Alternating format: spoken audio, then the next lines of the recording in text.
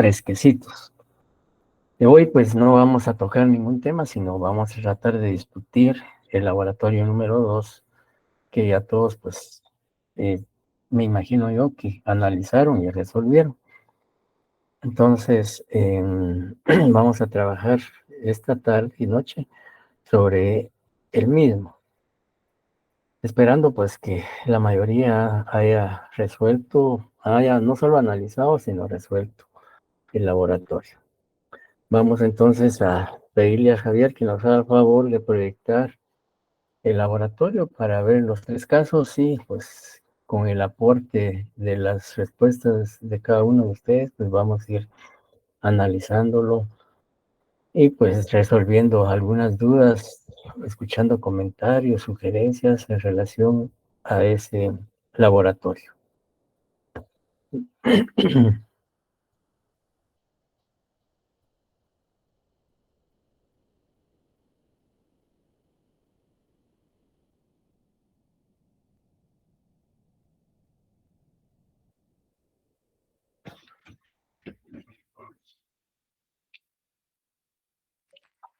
Ahorita listo.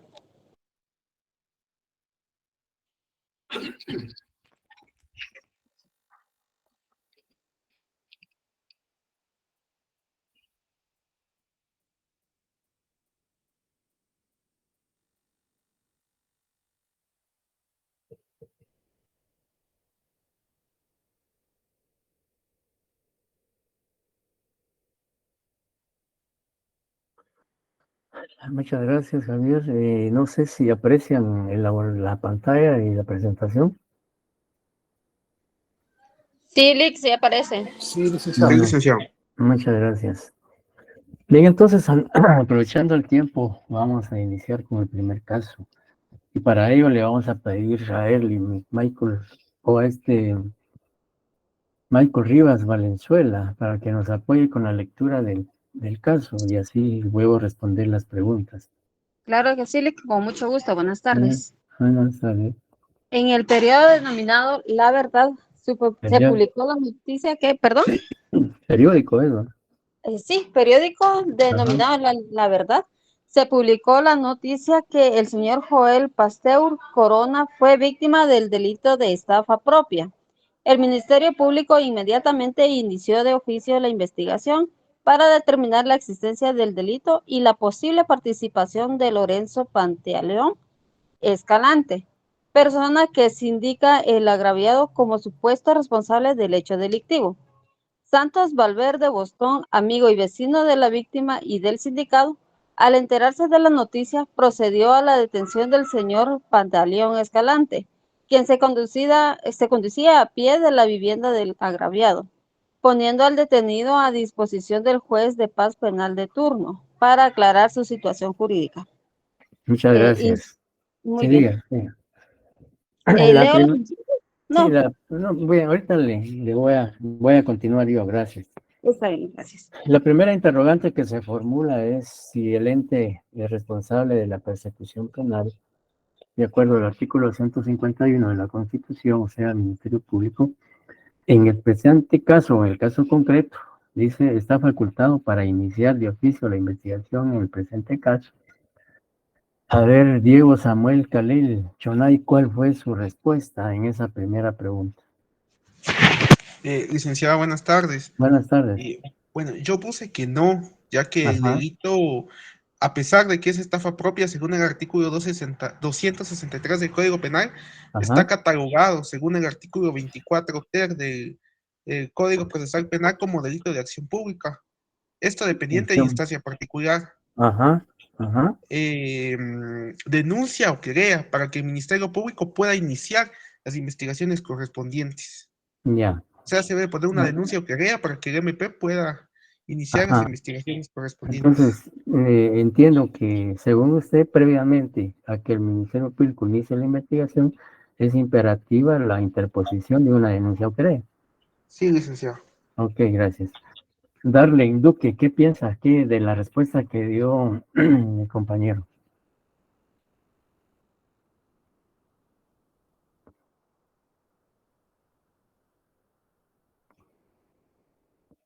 ¿Me está escuchando, Darling?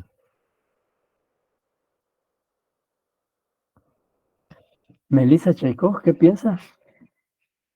¿Comparte o disiente de la opinión que dio el compañero?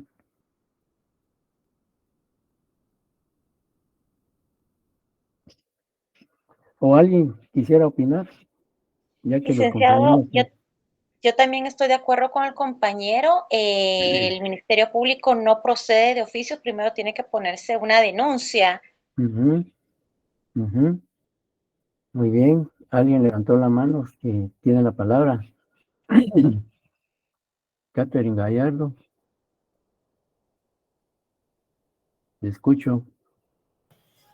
Yo coloqué que el Ministerio Público puede iniciar la investigación por sí mismo sin necesidad de una denuncia previa, Ya. porque este es un caso de estafa propia y pues por lo mismo es de que ellos pueden de una vez iniciar la investigación. Ajá, gracias. Henry Vinicio. Licenciado, sí podría iniciarla directamente el Ministerio Público, pero si fuera por un delito de flagrancia, ¿no? Ujú. Ya. Ahí, bueno, ya con las opiniones vertidas por los compañeros tenemos dos criterios. Por un lado, algunos compañeros dicen que no puede el Ministerio Público iniciar de oficio la investigación. Por otro lado, existen compañeros que dicen que sí puede el Ministerio Público proceder a la investigación correspondiente.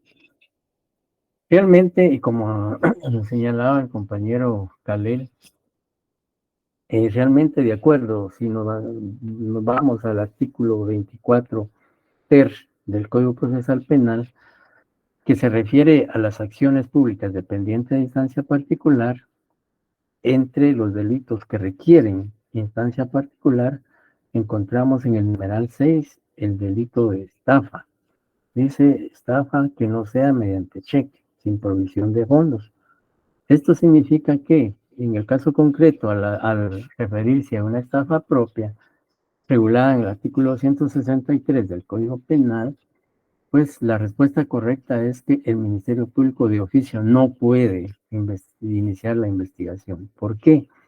Porque de conformidad al artículo 24 ter, es innecesario que previamente se denuncie o se presente la denuncia o la querella para que el Ministerio Público pueda iniciar la investigación. Si bien es cierto, es un delito de acción pública, pero la ley establece que para que el Ministerio Público pueda iniciar la investigación y la persecución penal respectiva, es imperativa la concurrencia de la promoción, planteamiento de una denuncia o una querella. Entonces, de oficio no puede. ¿Por qué? Porque la ley exige como requisito, dice el artículo 24 ter, para su persecución por el órgano acusador del Estado, entiéndase el Ministerio Público, dependerán de instancia particular, pero ahí viene la excepción, ¿no? Que no es el caso, salvo cuando mediante mediar en razones de interés público los delitos siguientes. Numeral 6 dice estafa que no sea mediante cheque. Entonces, cualquier tipo de estafa propia, casos especiales de estafa, estafa en cuestiones contables, etcétera, etcétera, necesitan de instancia particular. Entonces, la respuesta que corresponde es, como lo señalaban algunos compañeros, Gabriela y Diego y otros, que realmente es necesario para que el Ministerio Público pueda iniciar la investigación una denuncia o una querella. El reinicio en la segunda pregunta es, si su respuesta anterior es negativa, ¿qué requisito es indispensable para que el Ministerio Público inicie la investigación? La denuncia, licenciado, como lo Ajá, acabamos de ver. exacto. Sí, tiene relación con la primera, ¿no? Es necesario la denuncia o la querella. De lo contrario, el Ministerio Público no podría accionar por iniciativa propia o de oficio, como se conoce jurídica y técnicamente. Luego, pues en el caso concreto también se plantea que un vecino tanto del sindicado como del agraviado tuvo conocimiento de la comisión de ese hecho delictivo. Y como consecuencia de ello, pues él, aprovechando la ocasión de que el sindicado circulaba a pie o se conducía a pie cerca de la vivienda del agraviado, lo detuvo, es decir, lo privó de su libertad y posteriormente pues lo puso a disposición del juez de paz penal de turno para que aclarara o resolviera su situación jurídica. La pregunta ¿es legal la detención del imputado por parte del señor Valverde Boston? Que, digamos, ¿cuál fue su respuesta? ¿Cuál fue la respuesta? ¿Alguien me puede decir cuál fue la respuesta?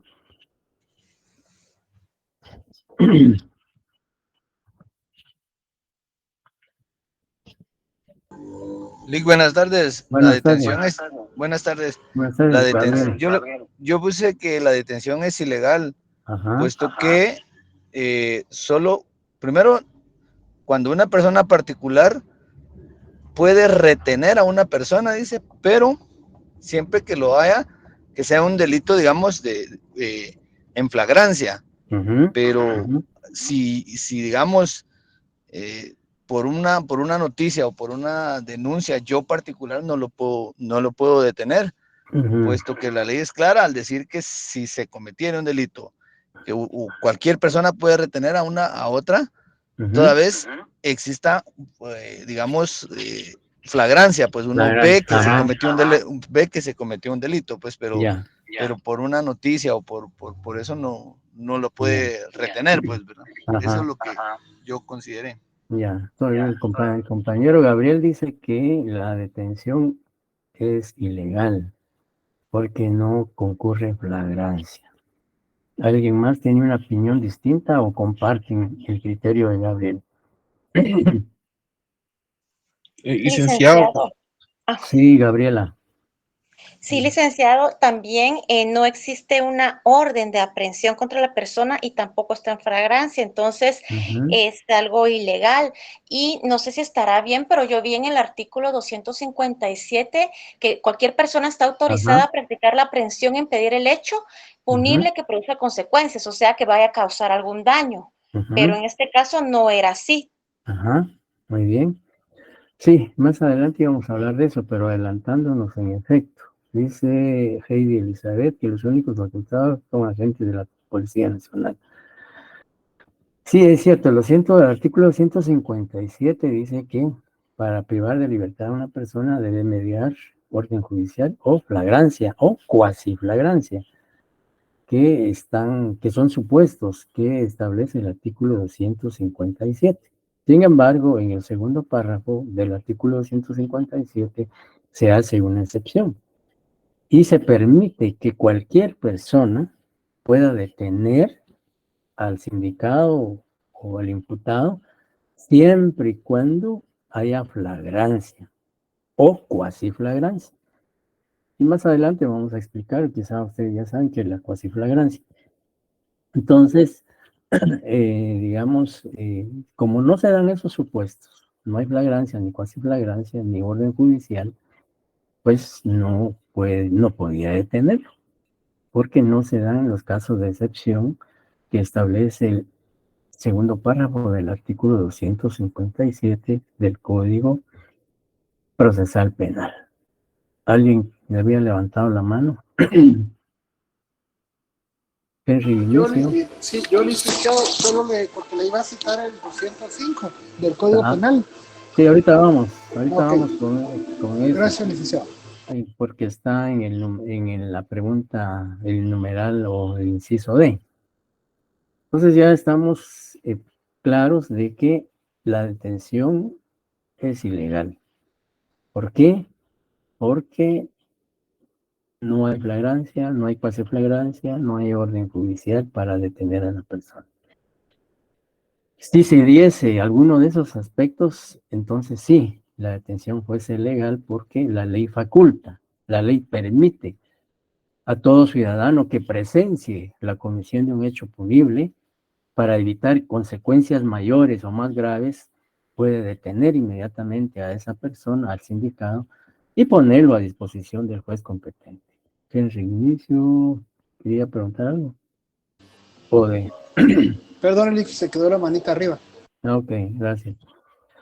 Bien, entonces, ya luego en la siguiente pregunta dice, ¿cometió algún delito el aprensor del sindicato? En su caso, indique cuál. ¿Qué delito cometió el señor Valverde Boston?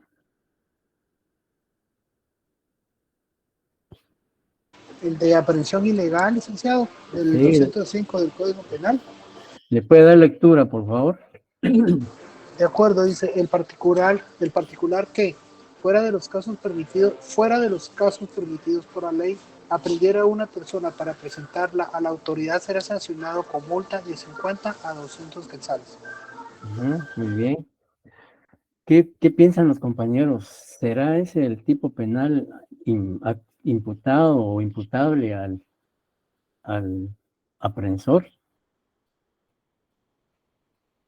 Licenciado, yo sí estoy de acuerdo. Ujú. Yo le También, quería licenciado. poner el 203, pero al señor Boston, pero no encuadra, porque aquí dice que lo aprende y lo lleva ante la autoridad. Entonces, Ujú. esa es la acción, esa es la conducta. Ujú. Sí, el 203 habla de detenciones ilegales, pero aquí la detención ilegal consiste en que una persona encierre o detenga a otro, privándolo de su libertad. Pero aquí lo detuvo y no lo privó de su libertad, sino lo consignó, lo puso a disposición del juez competente.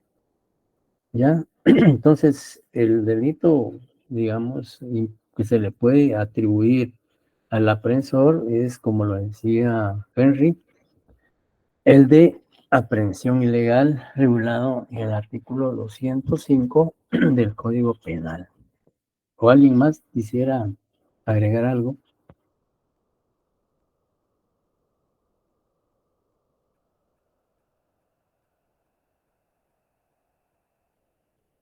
¿Estamos de acuerdo? Sí. Gracias, Gaby. Perdón por Gabriela. Bien, luego la pregunta siguiente dice, ¿qué clase de acción penal se da en el presente caso? Ismael Josafat. Muy bien, licenciado.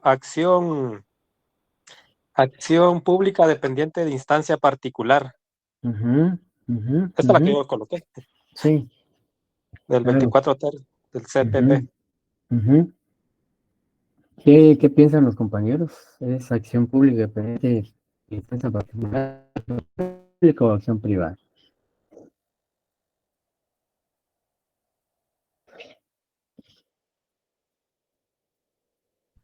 Bueno, licenciado, para mí es de acción pública dependiente de instancia particular, como indicó el compañero. Muy bien.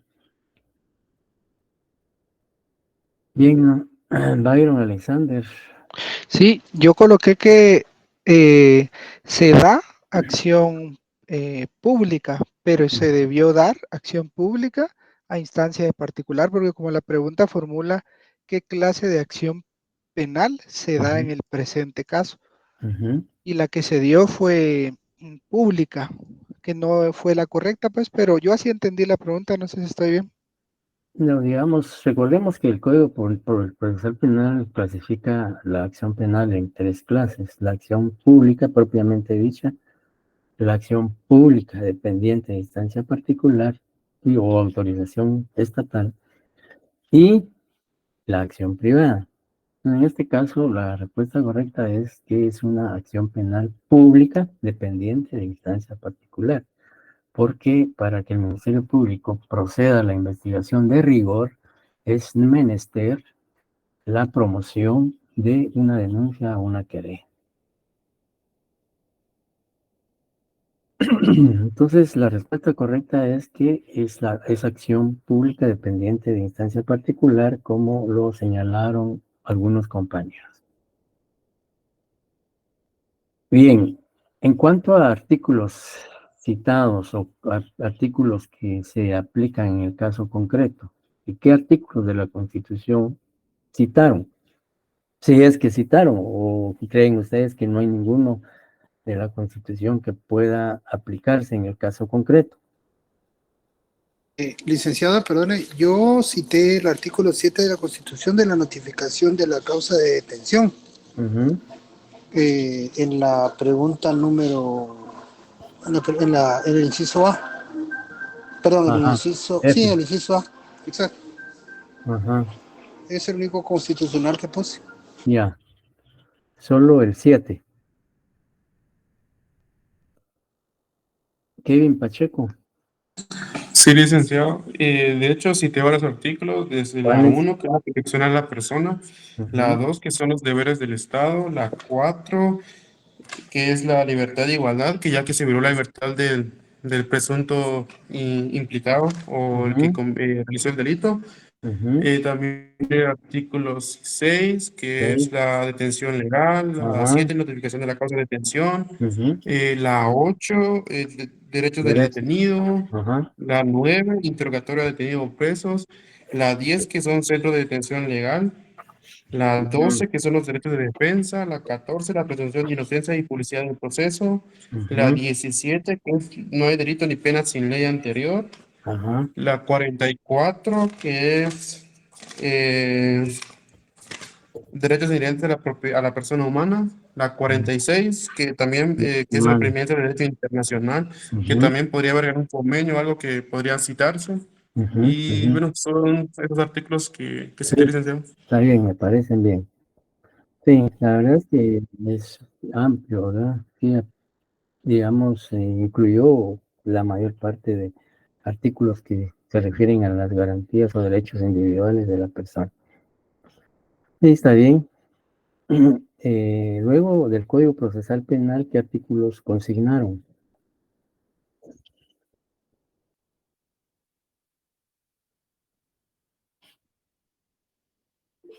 Kevin. Sí, licenciado, igual cité a varios en el Código Penal, ahorita se los digo. El artículo 2 del Código Procesal Penal, digo, o penal, perdón. Sí, procesal. Procesal penal, ok. El artículo 2, que no hay proceso sin ley. El artículo 5, que es fines del proceso. El artículo 6, que es la posterioridad del proceso. La 8, que es la independencia del Ministerio Público. La 14, que es el tratamiento como inocente. La 15, declaración libre. La 20, defensa. La 24, que es la clasificación de la acción penal, y la 24 bis y 24 ter, que también me sirvieron mucho. El 25 igual. Respecto a los criterios de oportunidad también me pareció bastante interesante. La 25 quater, 25 quinquines y el 257 del Código Procesal Penal. Muy bien. Sí, en cuanto al 25, pues como no estamos hablando de medidas desjudicializadoras, pues que posiblemente no tenga aplicación, ¿verdad? Pero como una forma de solucionar un conflicto penal, pues está bien. Pero en el caso concreto, pues no se aplica porque no estamos aplicando un criterio de oportunidad. Ok, gracias. También, pues es importante, por ejemplo, cuando se habla de jueces, aunque no, el punto que íbamos a ver hoy era precisamente sobre la jurisdicción penal. Pero, como les decía, para no dejarlo a medias, sino mejor lo dejamos pendiente. Entonces, siempre cuando se habla de jueces, pues hay que consignar el artículo 43, en este caso que es de la competencia y jurisdicción penal, el 44, que habla de los jueces de paz penal, el artículo 107, 108, 109, y el 257 del Código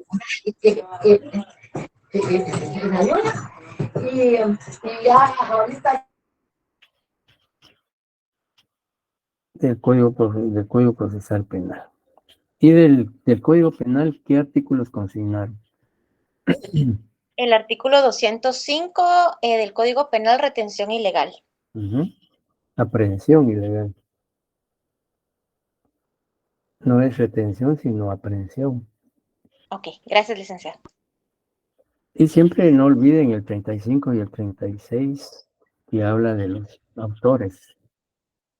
El 35 dice que son, digamos, se refiere a la responsabilidad penal. Y el 36 a los autores. Bien, ¿alguna duda o comentario en relación a este caso? Sí, Kevin. Licenciado, también yo cité el artículo 10, que es la relación de causalidad del Sanción de Código Penal. causalidad, está bien, Ajá, y me también el parece. delito doloso, el artículo La 11, 3, ajá, y la 13, que es el delito consumado, cabal. consumado, ajá, está bien, me parece bien, está bien.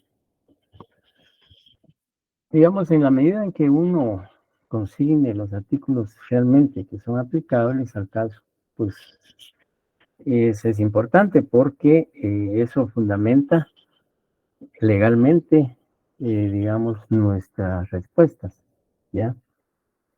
Y como les decía, en el examen, en los casos que se vayan o que se planteen, es cuando se les exige, o tal vez no se les exige, sino se les solicita que cite los artículos de las leyes aplicables. Es importante que, así como lo estamos viendo ahorita, pongan o consignen de la Constitución si hay delitos que aplicar, y del Código Procesal Penal, del Código Penal y de la Convención, si pudieran pues ver lo que es el artículo 8, 9, etcétera, de la Convención Americana, donde están las garantías judiciales y todo lo relativo a que debe cumplirse en un proceso penal, y el Código Penal. Y también si hay otras leyes aplicables que realmente sean aplicables al caso planteado, pues qué bueno. Pero sí, lo que no es admisible es que solo consignen uno o dos artículos de una ley nada más. Por ejemplo, que solo citen artículos del Código Procesal Penal y se olviden de la Constitución, del penal, etcétera. Bien, entonces no hay ninguna duda, comentario o sugerencia en relación al primer caso, pues pasamos al segundo. El segundo caso se plantea más que todo relacionado con la reparación digna. Entonces, si alguien quisiera darle lectura, por favor, al segundo caso.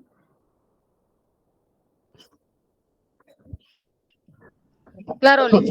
Gracias. Número 2.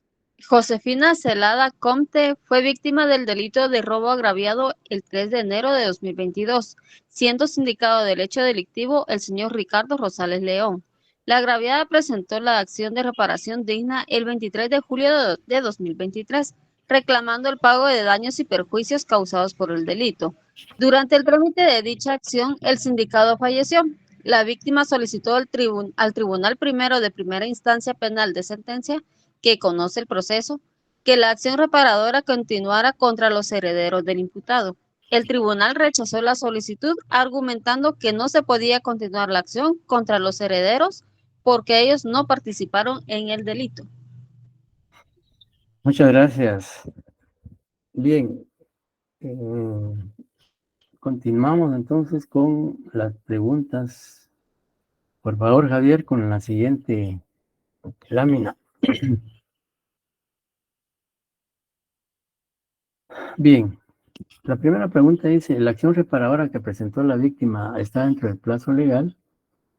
¿Qué piensan? ¿Sí la promovió dentro del plazo que establece la ley o no? Kevin Pacheco.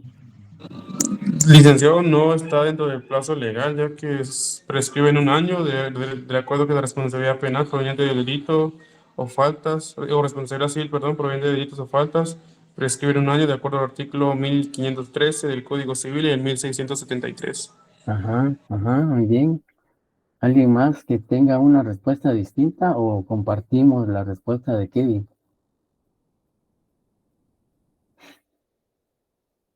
Por mi parte, sí, licenciado, está bien. Ajá. Igual, licenciado, también puse el 1513, se cuenta desde el día que recae sentencia firme condenatoria desde que se causó el daño. Muy bien.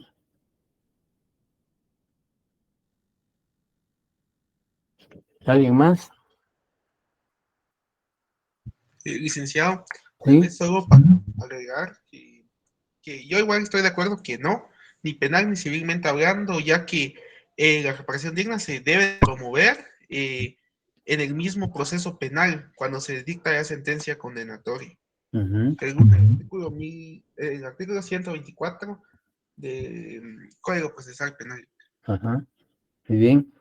¿Alguien levantó la mano? ¿Quería opinar?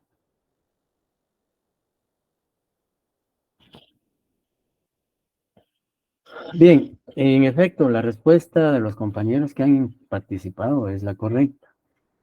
Decía, la reparación digna presentada es extemporánea y como consecuencia de su extemporaneidad, pues era viable que el juez en este caso, pues no la admitiera también, aunque no ese es el argumento para el rechazo.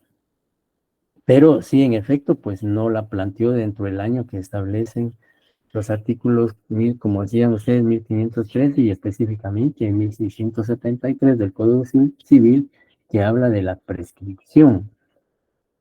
Y es, digamos, generalmente la ley siempre establece plazos para que esos derechos puedan ser ejercitados durante el tiempo que especifica o expresa la ley. Porque si no existieran plazos para ejercer las acciones, tanto civiles como penales y de cualquier otra naturaleza, pues prácticamente no habría certeza ni seguridad jurídica. Y en cualquier momento las personas entonces podrían pasar años de años y no promover la acción que corresponde. Entonces, por ello es que en la mayoría de casos, y salvo excepciones, siempre la ley fija plazos y dentro de ese plazo que la ley establece se deben promover las acciones correspondientes. Entonces, la reparación digna presentada no está dentro del plazo legal, pues se promovió después del año que exigen los artículos del Código Civil.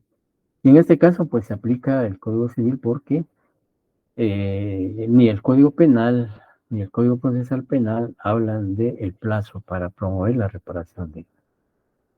Y como la reparación digna lo que persigue es el pago de daños y perjuicios por el daño causado por el delito, pues nos remitimos a lo que establece el artículo, los artículos del Código Civil.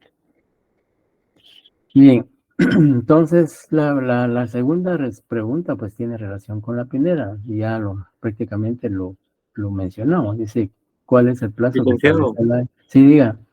Perdón, levanté la mano. Sí, por favor. Quiero comprender este del artículo, no lo tengo a la mano, pero es el artículo civil 1500, donde dice 1513 y 1673. Ajá, y dice una parte de que empieza a contar desde que se hizo el daño o, se haya hecho sentencia firme.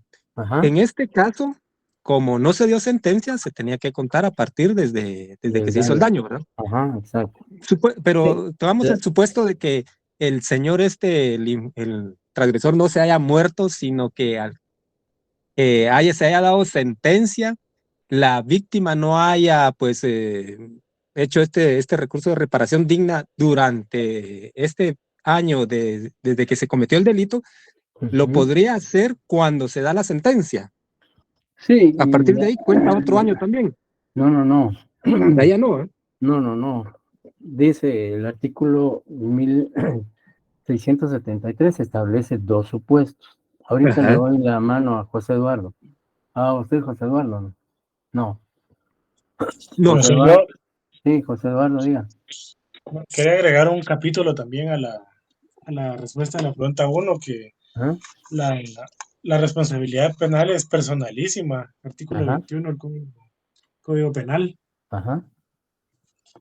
Entonces no se podría trasladar la responsabilidad a sus herederos. Es que no se está trasladando la responsabilidad penal, sino la reparación digna, los daños y perjuicios. Definitivamente, y lo hemos dicho, la responsabilidad penal es personalísima. Y una de las características, recordemos, del proceso penal es que es, digamos, intrascendente y personalísimo, que no puede trascender más de la persona del sindicado. Entonces, no confundamos, por favor, lo que es la responsabilidad penal y la responsabilidad civil, que es la que se persigue a través del ejercicio de la reparación digna. Licenciado, Que no sé o si, sea, si la señora... permítame, por favor. Entonces, no sé si queda claro, José Eduardo. Sí, licenciado, gracias. Bueno, sí, dígame, Heidi. Disculpe, licenciado. Dígame.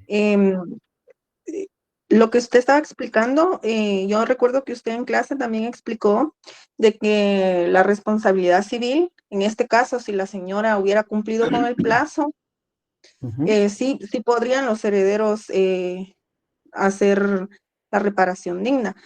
En este caso no se podría porque ya se venció el plazo. Exacto.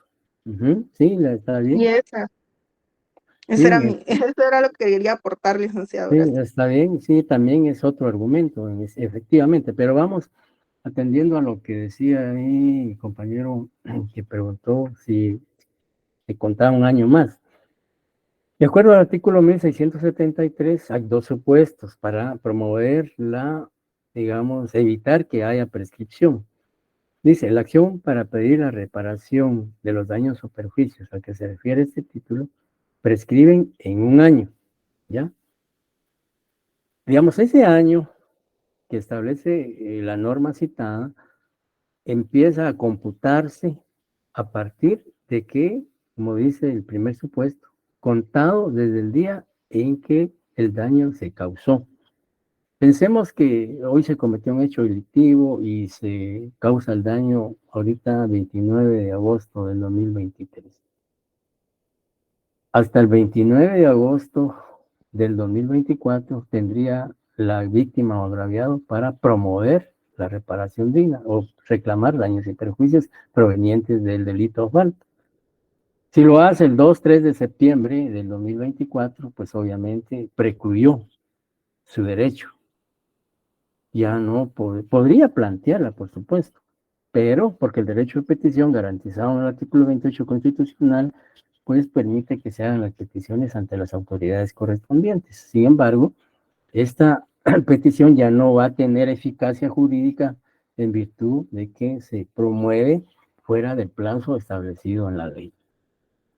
Entonces, y el otro supuesto dice, o en que el ofendido tuvo conocimiento del daño o perjuicio, así como quien lo produjo. Y luego el Código Procesal Penal habla de que la acción reparadora, de acuerdo al 124, se puede iniciar una vez dictada la sentencia condenatoria, pero que esta sentencia esté firme, ¿ya? Es decir, que la sentencia esté, contra esa sentencia ya no procede ningún recurso, que ya se agotaron todos los recursos que procedían de conformidad con la ley. A partir de que la sentencia quede firme, empieza a contarse el año para promover la reparación digna. No sé si queda claro eso. Sí, licenciado. Bien, entonces ya estamos claros de que el plazo de un año, la acción en el presente caso está fuera de tiempo. Y la siguiente pregunta es, ¿se puede continuarse la acción reparadora contra los herederos del sindicado en el presente caso? Heidi decía algo importante, que como es extemporáneo, pues ya no podría continuarse. Y es un buen argumento, un buen análisis. Sin embargo, también, como se planteó el caso, la ley sí permite que la acción reparadora o los daños y perjuicios reclamados contra el sindicado pueda continuarse contra los herederos. Y también puede continuarlo los herederos del agraviado. Eso vamos a verlo ahorita, en qué artículos y en qué ley están. Si alguien levantó la mano.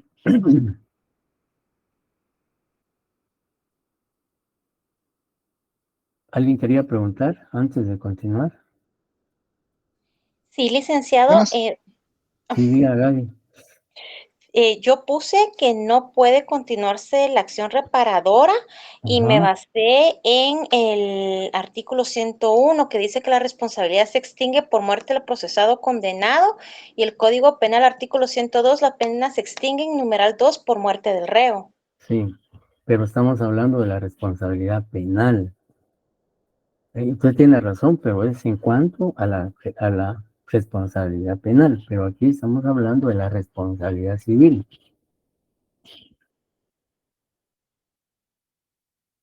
Es decir, contra los herederos, definitivamente no puede continuarse responsabilidad penal, porque ya, como lo dijimos, la responsabilidad penal es personalísima. Ya, entonces los artículos que citó, sí tiene razón, pero que son aplicables a la responsabilidad penal. Pero aquí lo que estamos discutiendo es responsabilidades civiles provenientes de delito o falta.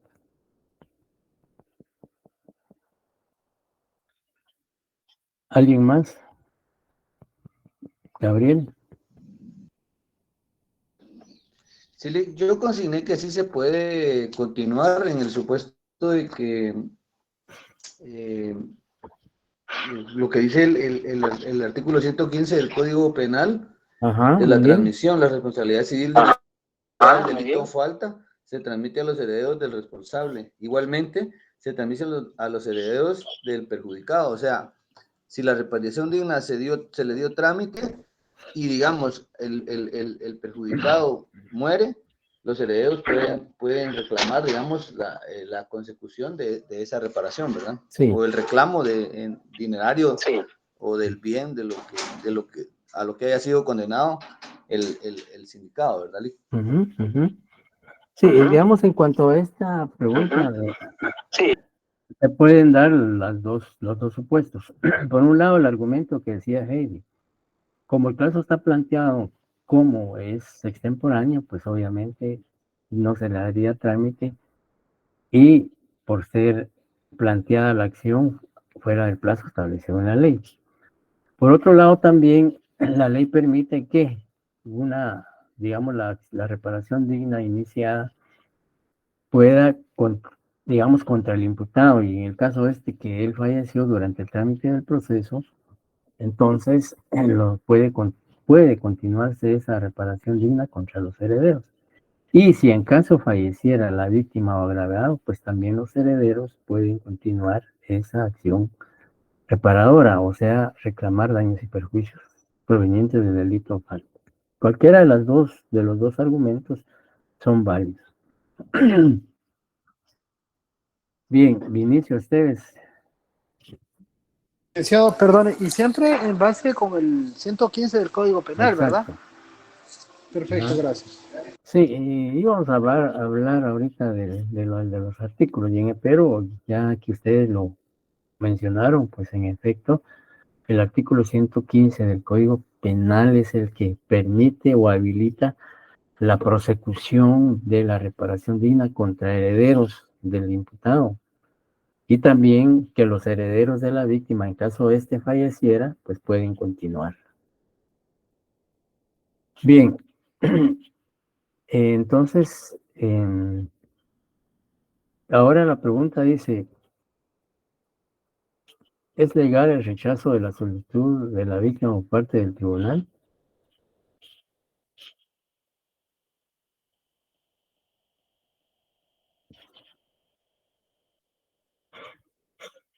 Sí, porque Yo ya consigné que prescribió. sí por el Sí, hecho porque ya prescribió. Ujú. Sí, exacto. Sí, el juez tiene razón y digamos, en este caso, el juez al analizar la petición y hacer el cómputo del tiempo, establece que se planteó fuera del plazo establecido en la ley, que es de 1 año, pues in limine la puede rechazar. Y si no lo hace el juez, por alguna razón, pues la defensa podría cuestionar eso, ¿no? Decir que la promoción de la reparación digna es extemporánea en virtud de haberse promovido fuera del año que establece la ley. ¿Qué artículos, compañeros, de Constitución, Código Procesal Penal, Código Civil, etcétera, consignaron en el presente caso?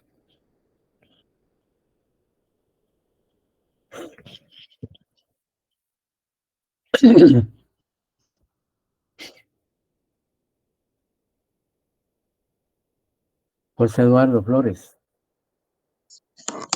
El 1513 del Código Civil, 1673 del Código Civil, el 124 del Código Procesal Penal y el 115 del Código Penal.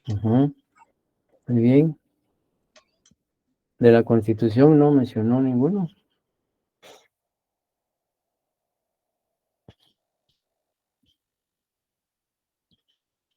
¿Alguien más?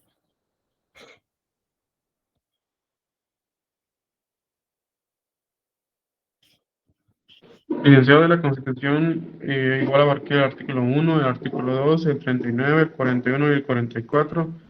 Y para mencionar algunos artículos más del Código Civil, cité el 1645, el 1646, 1647. Ajá, muy bien. Está bien.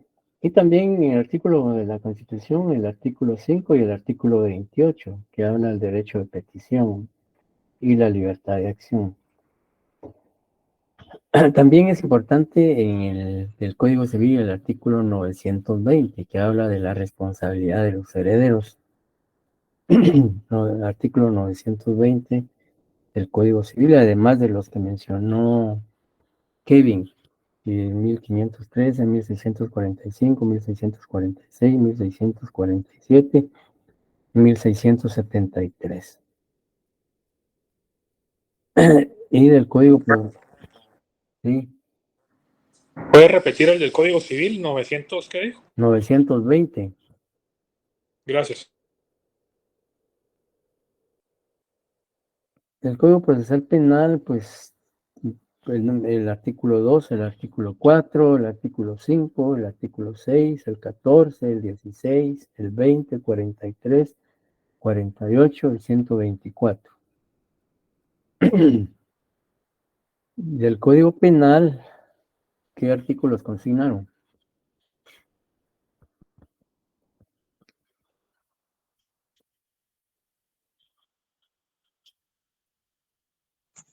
¿115? Ajá, solo el 115.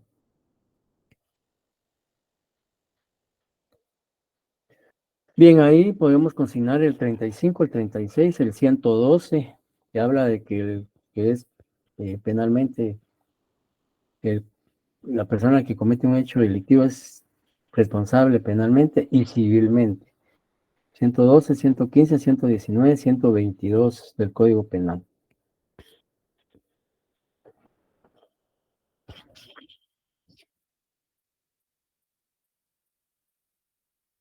¿Alguna pregunta, duda en relación a este caso? Byron. Sí, yo tengo una duda. Es que el 124 del Código Procesal Penal y el 1673 del Código Civil y el 1513 se contradicen, ¿verdad? ¿Por qué? Porque como... ¿En dónde está la contradicción? Es la duda que tenía el compañero, le voy a decir ahora, permítame.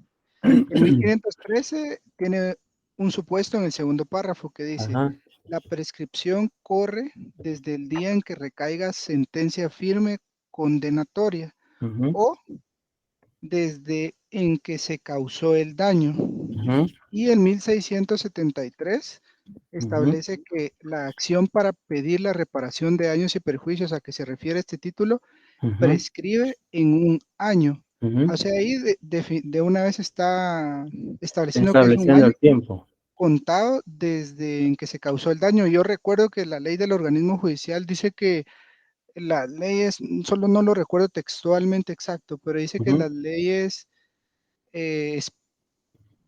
no recuerdo cómo dice exactamente, pero como que hay las leyes que específicamente declaren algo, son las que deben de tomarse en cuenta, no recuerdo. El artículo 13, que habla de la especialidad.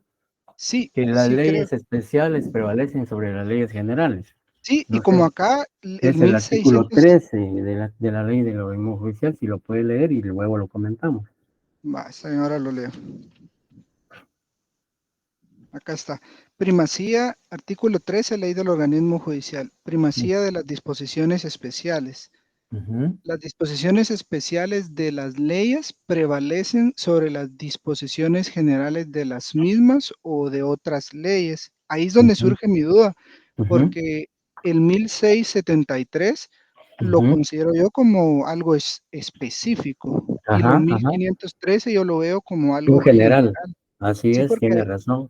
ahí está estableciendo que, ahora le digo, está estableciendo, hay una letra ahí que es O, y ese O está excluyendo la primer parte del párrafo que dice, la prescripción corre desde el día en que recaiga sentencia firme condenatoria o, ahí es donde siento yo que está excluyendo automáticamente lo de la sentencia firme, pero no sé si me estoy No, equivocando. no, dice que se complementa porque dice, vamos a leer, en primer lugar solo decirle que en efecto, el artículo 513 se refiere, digamos, prácticamente a todo daño y perjuicio proveniente no solo del delito o falta, ¿ya?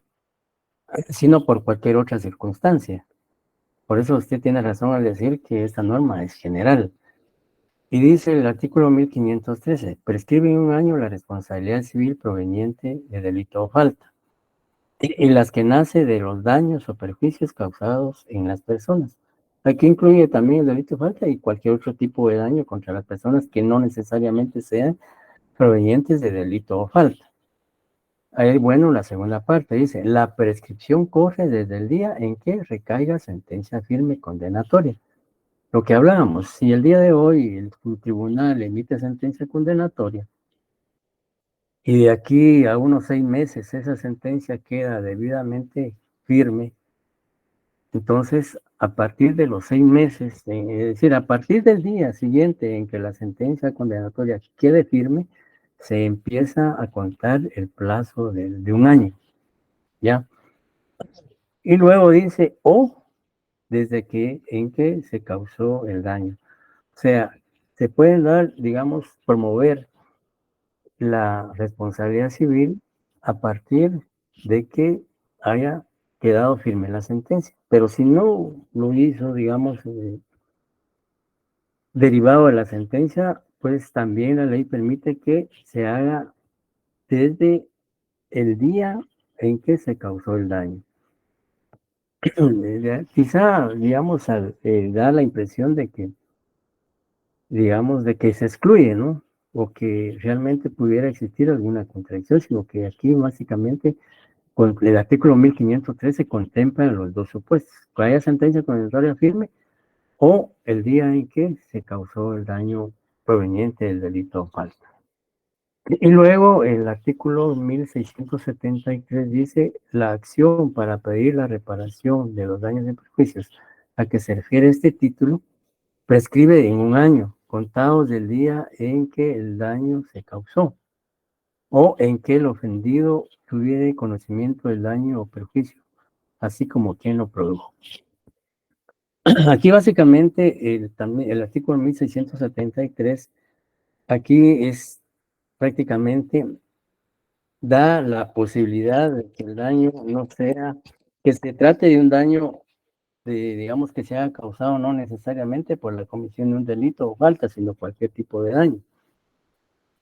Sin embargo, el artículo 1513 sí habla de lo que es, digamos, la responsabilidad civil derivada de un delito o de una falta. Que también en este sentido, pues, habla de que el plazo para promover la acción reparadora o la acción para reclamar daños y perjuicios provenientes del delito es de un año. No sé si queda o aún persiste la duda. No, ahí estamos, solo lo último sería, ¿qué pasaría si la sentencia queda firme en 5 años? Ajá. Pues a partir de los 5 años al día siguiente, puede promover la acción reparadora. Aquí prácticamente, porque recuérdese que el plazo se empieza a contar desde el día siguiente en que la sentencia quede firme. Y usted tiene razón, porque pues hay casos en los cuales, en la práctica, en la realidad, por tantas impugnaciones y tantas incidencias procesales que puedan ocurrir durante el desarrollo del proceso, se puede tardar 5, 6 o más años, ¿ya? Pero el plazo para, digamos, se empieza a contar al día siguiente en que quede firme esa sentencia. Si quedó firme hace, digamos, 5 años después, pues a partir del día siguiente en que quede firme la sentencia, corre el plazo del año para promover la acción reparadora. Muchas gracias. Bien, Gabriel Martínez. Sí, con respecto a esto, yo entiendo que como son leyes que se complementan y cuando dice que si una persona es culpable penalmente, también lo es civilmente. O sea, si, digamos, el agraviado no lo hizo dentro de lo que establece el 124 del Código Procesal Penal, lo puede hacer en el tiempo que menciona el Código Penal en el artículo, el Código Civil en el 1513. O sea, de las dos formas lo puede utilizar. Si no lo hace dentro del, digamos, dentro del plazo del proceso penal, lo puede hacer lo que dice el Código Civil. Eso es lo que yo entiendo. No excluye a ninguna, sino que da como la oportunidad de hacerlo en el tiempo que marca el Código Civil. Sí, el artículo 124 dice que le da la facultad a la víctima de promover la reparación digna dentro del proceso penal, pero si no quiere hacerlo en el proceso penal, pues lo puede hacer en forma independiente digamos, dentro del derecho civil, acudiendo a un tribunal de instancia civil para reclamar daños y perjuicios. Bien, entonces, Elvis Arnulfo. Sí, licenciado, entonces el proceso penal es el único elemento que interrumpe la prescripción. No, digamos, la prescripción, digamos, la ley que es clara, que la debe promoverse la reparación digna para reclamar daños y perjuicios dentro del año, tomando en consideración o a partir de que la sentencia sentencia condenatoria quede firme o que se conozca el día en que se conozca el daño causado. No sé, no le entendí bien su pregunta. Si la puede repetir, por favor. Era que si el proceso penal era el único elemento que interrumpía la prescripción. No, lo que interrumpe la prescripción, digamos, es que, digamos, usted promueva la acción antes de que expire, antes de que se cumpla el año, ¿ya? Y como le decía, la ley permite que la reparación digna para reclamar daños y perjuicios se haga dentro del mismo proceso penal o fuera del proceso penal en un proceso civil. De que sí, el proceso penal es prácticamente, por eso se dice que la reparación digna es postdelictual, como característica que es postdelictual, porque si no hay proceso penal, pues no puede haber reparación digna. Si no hay comisión de delito o falta que haya causado un daño o perjuicio, pues no puede haber reparación digna. Entonces, la reparación digna se deriva digamos, o es consecuencia de la comisión de un delito o falta que ha provocado daños y perjuicios a la víctima o al agraviado. Gracias, licenciado. Luisa Chávez pregunta. Buenas noches, licenciado. Buenas noches. Disculpe, solo que yo estoy confundida ahí en esa pregunta porque yo tenía entendido o yo había entendido de que la reparación digna se podía, o el plazo que tiene es de 1 año, pero yo pensaba que era desde el momento en que me hicieron el daño, desde ahí contaba el año, pero ahorita estoy escuchando que usted dice que desde que se se sabe la sentencia condenatoria y he leído también que si es absolutoria, no se puede reclamar la reparación digna. Entonces, no es desde que le causen el daño a una persona, es de que se tiene que llevar uno o debe de contar ese plazo.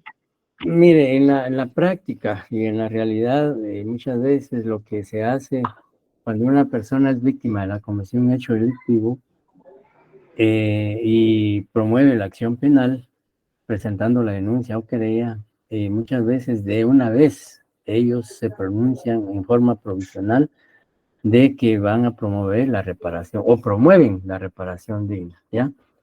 Entonces prácticamente ahí lo están haciendo desde el momento en que, digamos, fueron víctimas del hecho delictivo.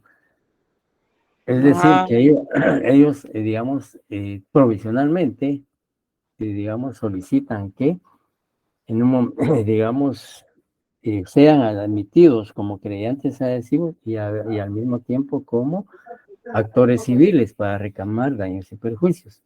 Pero, digamos, esta, digamos, reparación digna es declarada con o sin lugar luego de que el tribunal de sentencia, digamos, emita la sentencia condenatoria. Y pues ya en esa fase del proceso, el tribunal de sentencia, dependiendo de las pruebas que se presenten para acreditar los daños y perjuicios provenientes del delito, ya, digamos, declara con o sin lugar la reparación de. Muy bien, gracias, licenciado. Bien, entonces sigamos con el tercer caso. Alguien que pudiera darle lectura al tercer caso. Ricardo Lee Ponciano presentó denuncia ante el Ministerio Público contra la señora Emiliana Zapata, único apellido, por el delito de estafa mediante cheque. El agente fiscal a quien se le asignó la denuncia le manifestó a la denunciante que la institución no tenía competencia para iniciar la persecución penal del hecho denunciado, por lo que debía acudir ante la autoridad competente a ejercer la acción penal correspondiente. Gracias, Gustavo. La primera pregunta es, de conformidad al delito imputado a la sindicada estafa mediante cheque, ¿es procedente hacerlo mediante denuncia ante el Ministerio Público? Respuestas. Sí, tiene que haber una denuncia o querella por el artículo 24 ter, inciso 6. Ya. Abner Omar González dice que sí, denuncia. Bueno, ¿alguien más tiene opiniones, por favor?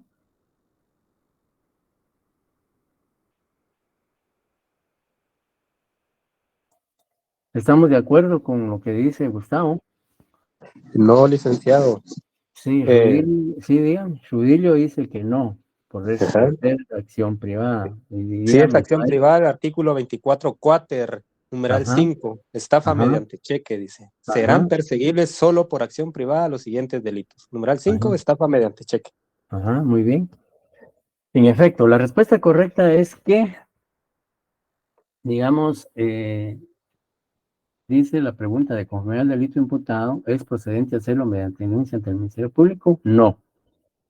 La respuesta es no. ¿Por qué? Como decían los compañeros, porque es, digamos, la acción es privada, es decir, y de acuerdo al Código Procesal Penal, en el artículo 24 cuáter dice, serán perseguibles solo por acción privada los delitos siguientes. Numeral 5, estafa mediante cheque. Entonces, definitivamente, podría haber presentado la denuncia, porque el derecho de petición, como les decía, lo garantiza la Constitución, pero es inviable. El Ministerio Público, al recibir la denuncia y establecer que se trata de un delito mediante cheque, pues obviamente no podría conocerlo, no podría investigarlo. ¿Por qué?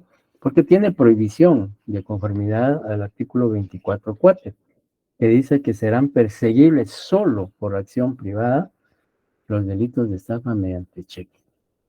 Entonces, aquí no procede la denuncia. Digamos, luego la pregunta dice, ¿tiene competencia el Ministerio Público para investigar el delito denunciado?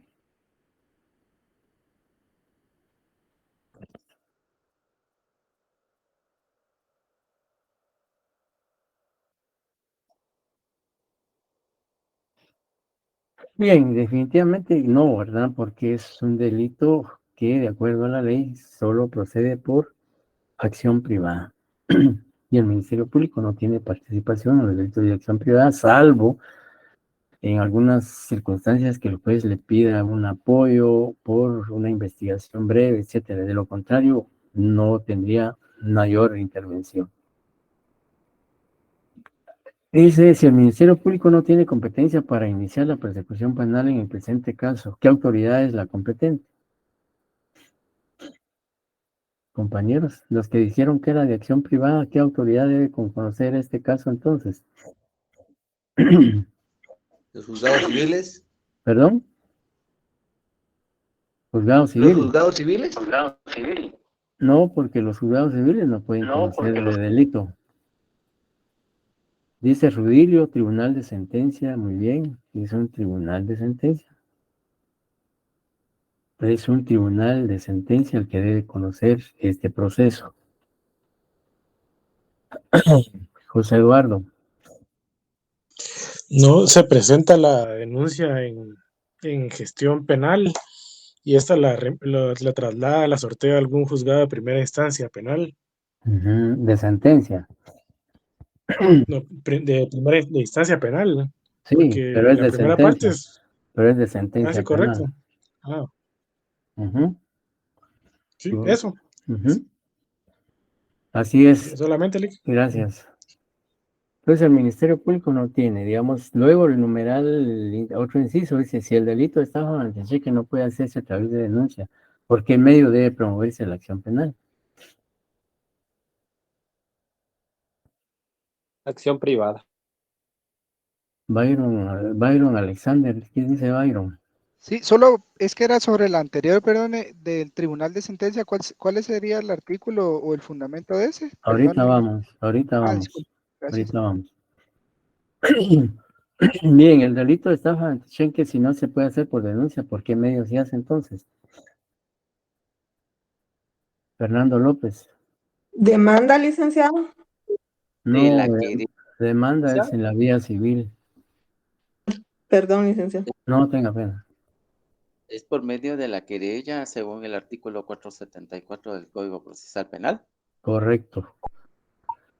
Querella, así lo establece el artículo 474, que es un procedimiento específico. ¿Qué artículo ¿Qué dijo, clase? licenciado? 474. ¿Qué clase de acción penal se da en el presente caso?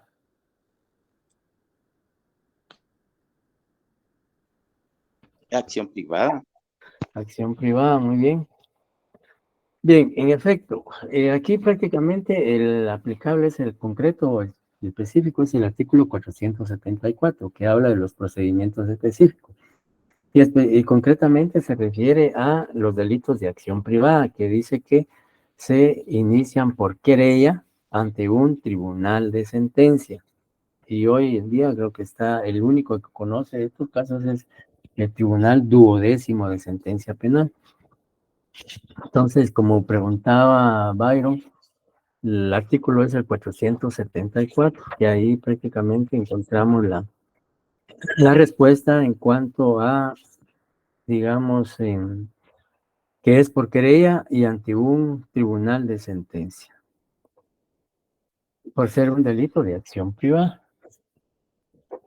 Luego, los artículos que ustedes consignaron en el presente caso, tanto de la Constitución como del Código Procesal Penal y del Código Penal.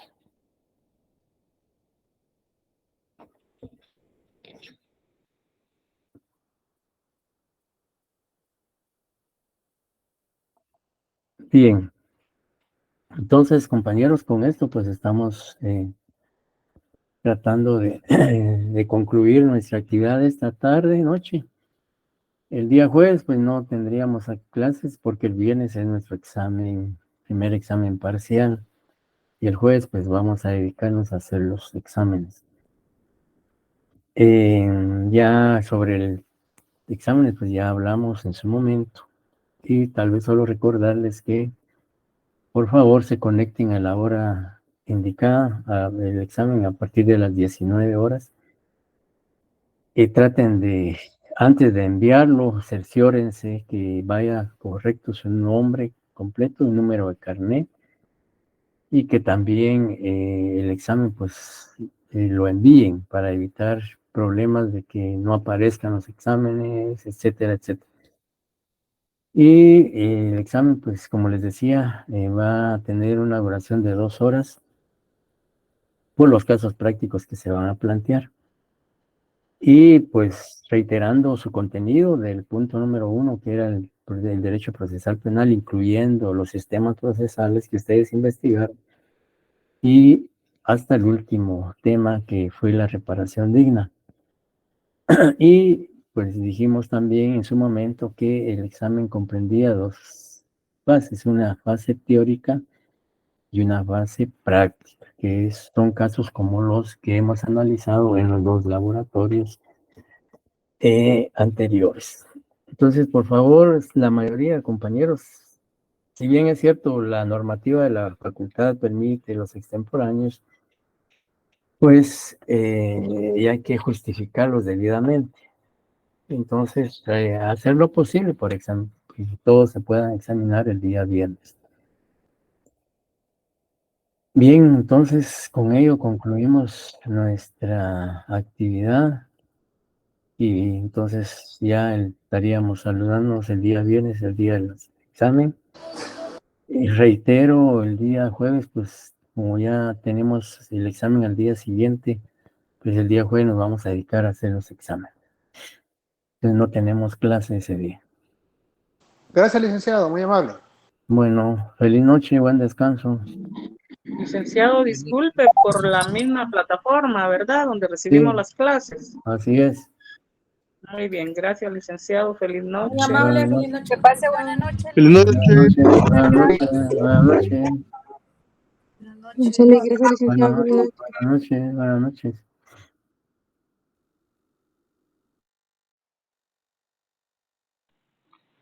Feliz noche, licenciado. Sí, buenas noches. Licenciado, el examen usted lo va a subir a la plataforma de Classroom. Sí, al de la plataforma, la clase. Ok. Listo. Muchas gracias. Feliz noche, licenciado. Buenas noches.